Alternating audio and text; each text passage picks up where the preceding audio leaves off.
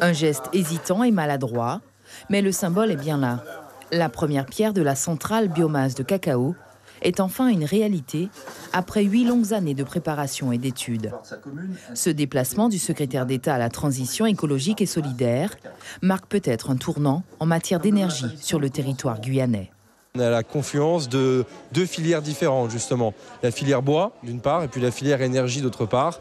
Et on est véritablement sur une promesse de développement importante pour la Guyane, parce qu'on est sur des centres de production d'énergie qui sont décentralisés. Vous voyez ici à Cacao, on n'est pas dans le centre-ville de Cayenne, on est véritablement dans des endroits assez reculés. Ça va créer de la richesse, ça va créer du travail.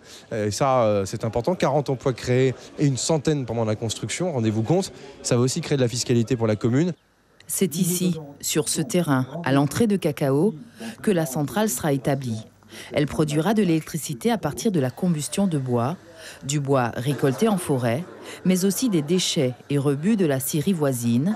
Plus de 60 000 tonnes de résidus de bois seront valorisés, ce qui représente plus de 5 millions de revenus par an pour la filière. Elle va produire de l'énergie renouvelable en base à la communauté guyanaise en évitant la production d'électricité qui est aujourd'hui majoritairement produite grâce à des groupes diesel qui consomment du fioul et qui sont donc beaucoup moins favorables à l'environnement global.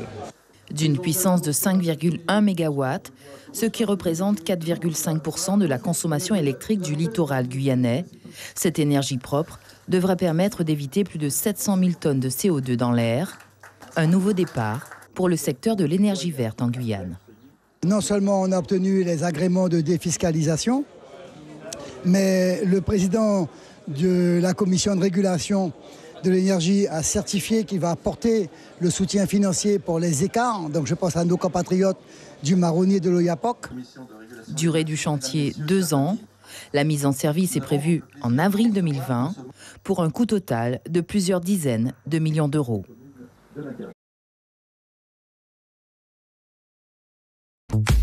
Suivez l'info sur Guyane la Première.